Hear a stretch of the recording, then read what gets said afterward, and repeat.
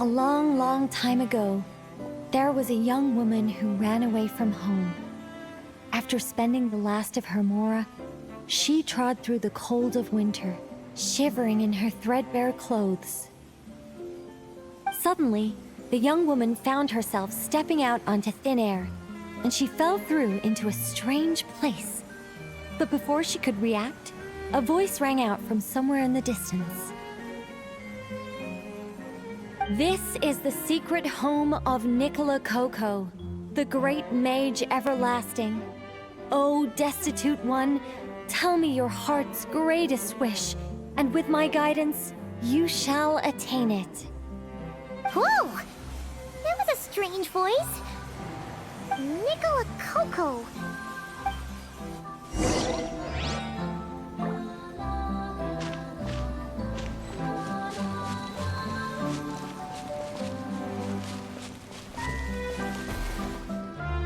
The young woman was in awe of the mage's magnificence and beauty. After a lengthy silence, she solemnly declared, "O great mage from afar, how beauteous and wise you are! The moment I beheld you, my heart began to flutter. The subtlest of smiles appeared on the mage's face as she replied, "Very well. Then I shall task you with performing certain deeds on my behalf, such as those that are within your ability. Your guide is here, and your reward awaits you in the days to come." Guide? Does that mean this glowing orb?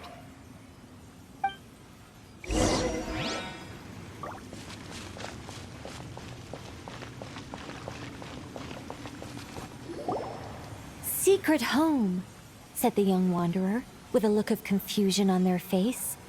"Where is this secret home of which you speak?" The mage's voice grew somewhat flustered upon hearing this question. Wait, does it make sense for this to be a bashful character?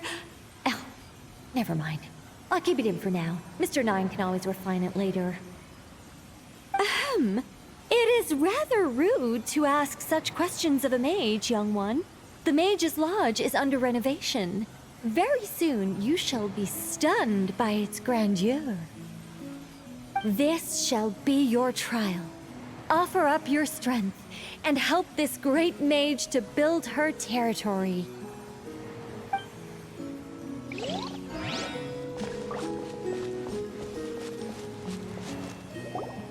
As the young woman continued forth, she noticed many exquisite statues dotting the mage's territory. "What are these?" she asked, puzzled. "These are all those who opposed me. They underestimated the power of a mage, and thus were turned to stone." I quite like that. A spur-of-the-moment addition, but dare I say it was a good one. A mage ought to be a powerful and dangerous figure. Danger lends a certain mystique, and without mystique, the world would be a very dim place. But turning people to stone at the drop of a hat? Is that too over the top? And no one wants to be around someone that capricious. Okay, I think I'll dial it back and turn it into more of a vague warning. Upon hearing this, the youngster broke into a cold sweat. But then, the mage's laughter broke the silence.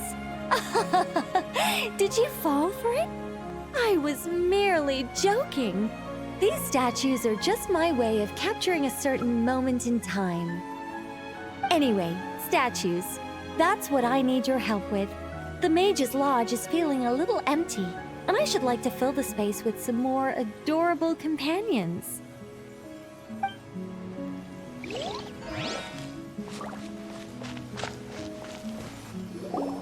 "Well then, young one, now you have learned of the troubles faced by this mage.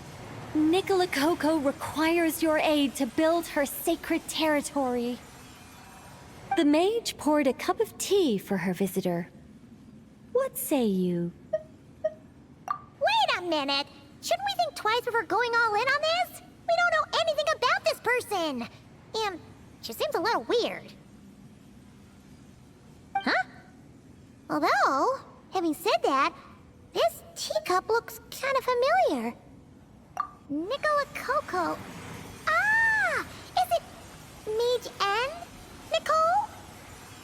Correct. What do you think of my story?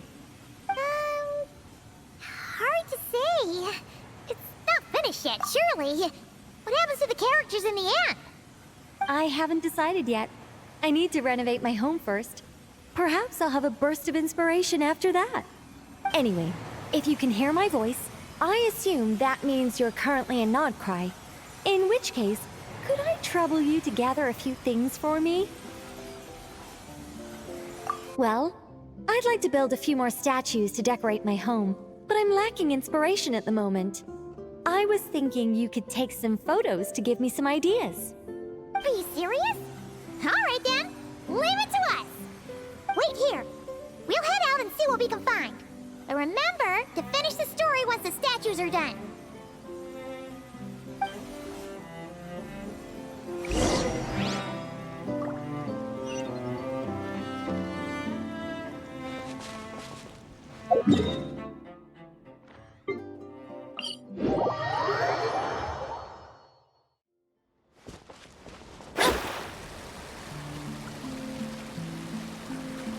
Hey, look over there! Are those finches? Oh, they look pretty lively, don't they? Seems like a good first photo.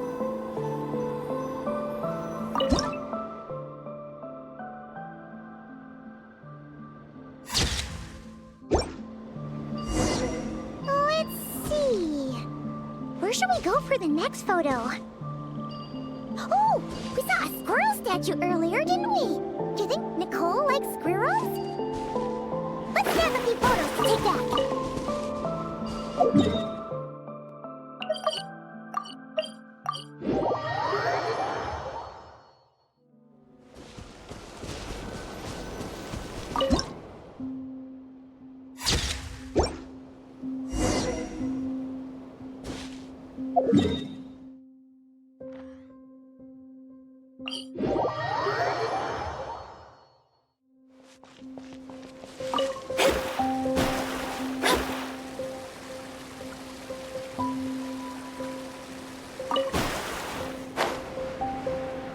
Is that a mandragora? Paimon thinks that would make a pretty fun statue.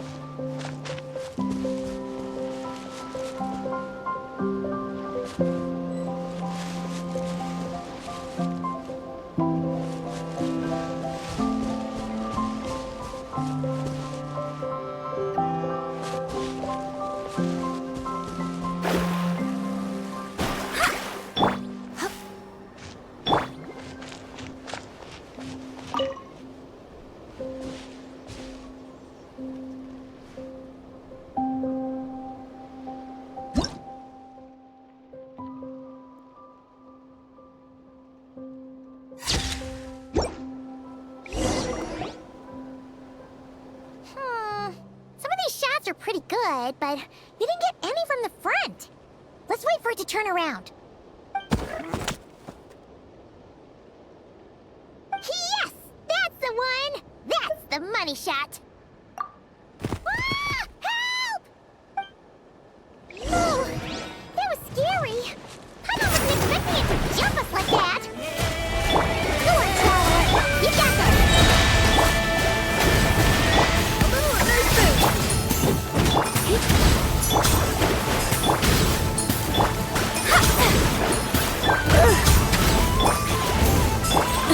Line up the blazing sun!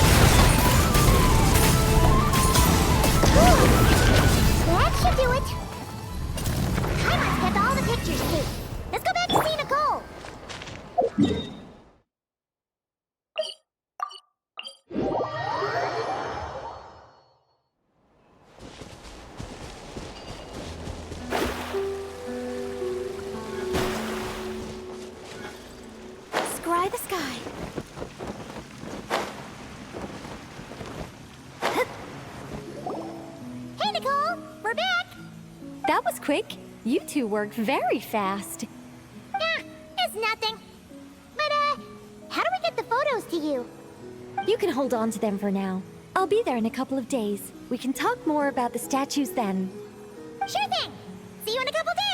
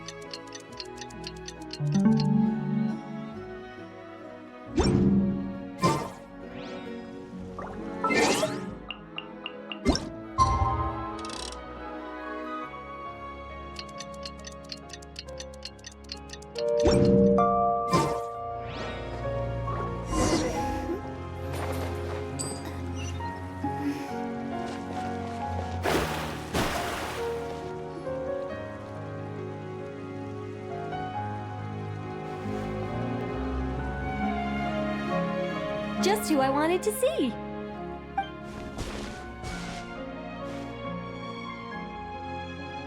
I'm delighted with the photos you took. Excellent source material. Now, I have all the carving tools ready to go. Would you like to try it together? Carving tools? You mean these blocks? That's right. The statues are inside the stones. All we need to do is remove any excess material. To make things a little easier for you, I've provided a guide on how the carving process works. Allow me to demonstrate. First, we make some big, bold cuts to carve out the general shape.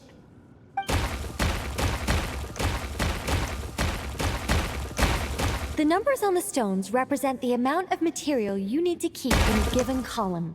So, first we do this, and then this. Oh, it's starting to take shape! Got it? If you carve the blocks this way, you should be able to see the basic form. Then, you just need to add some finishing touches, and voila! Wait, what? It suddenly changed in the blink of an eye! How'd you do that? A great mage doesn't reveal her secrets that easily. Just behold, and be amazed. You got the basic carving process down, yes? Focus on that, and leave the finishing touches to me. Much obliged. Alright, let's give this a shot!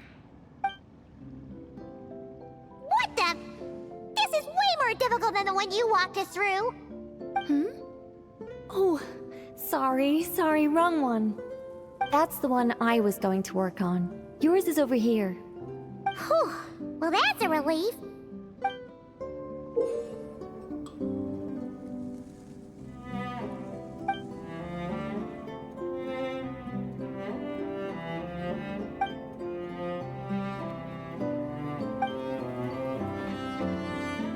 Let's go! Do you still remember Nicole's process? The numbers represent the amount that we need to keep per column. So, if the number is 0, that means we gotta remove the whole thing. And if it says 3, that means we just mark the whole thing as keep, right?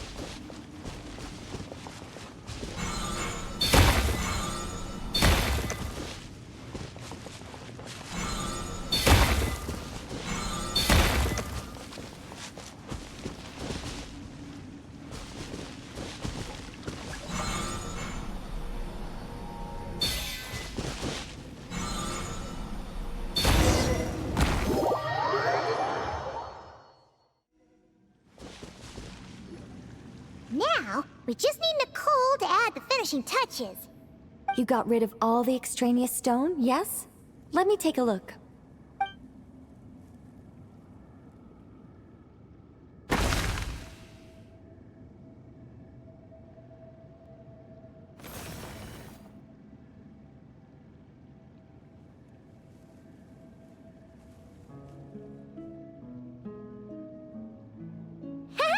It's done!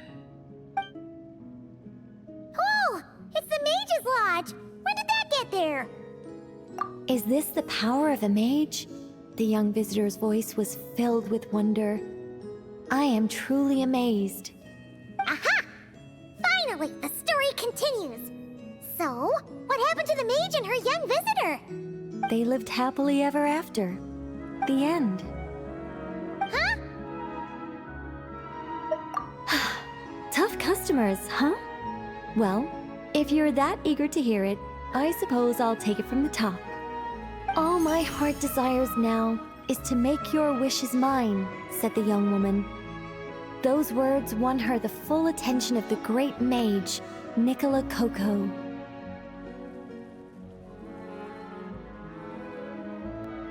But just as they had started warming up to one another, a group of uninvited guests stormed in, seized the mage, and absconded with her.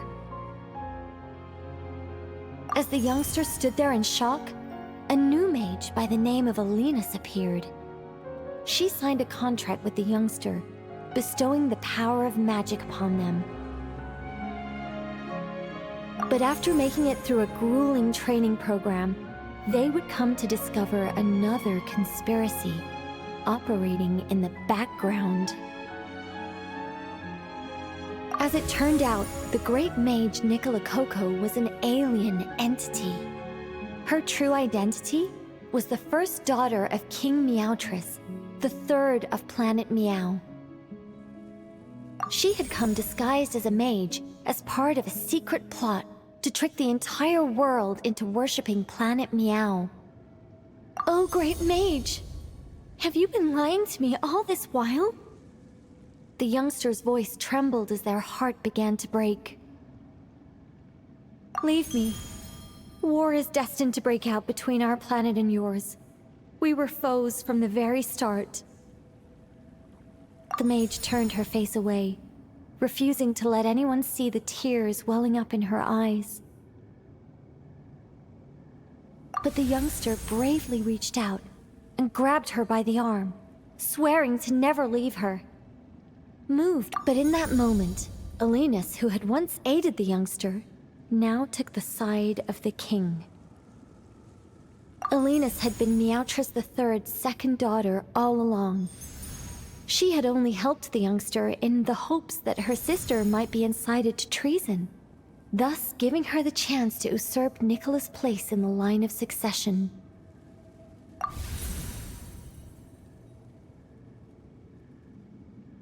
Anyway, that's the gist of it.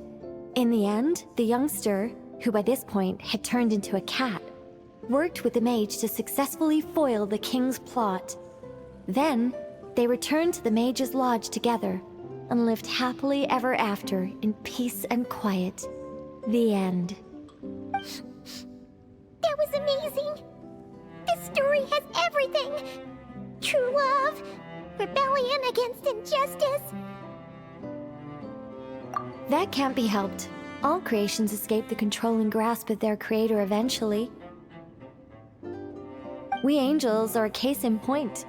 Once, we were tasked with guiding human beings, but because some of us chose a different path, our entire race was punished.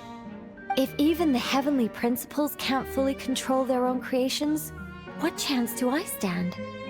Fate is always ineffable, and yet, I still hope I can guide those I meet towards a happy ending to their tale. That applies to characters in my stories as well. Anyway, the story's over now, and I'm running a little low on energy. Next time I've got a good story to tell, I'll share it with you, all right?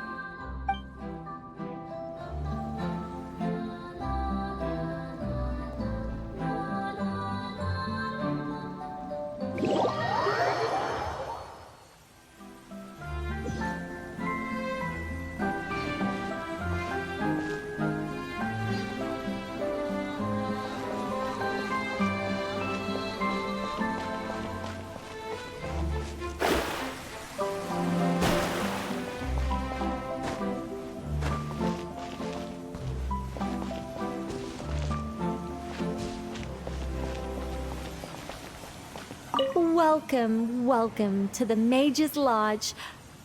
Oh, wait. It's just you two. I'm not in Krai at the moment. I'm actually in Sumeru watching a Rishbalin tiger baring its teeth at me. There's tea on the table, though. Help yourselves. O ye of little faith. Rest assured that a mage's teapot will only ever be filled with freshly brewed tea. Sorry, gotta go. It's charging right at me. What a brave little kitty.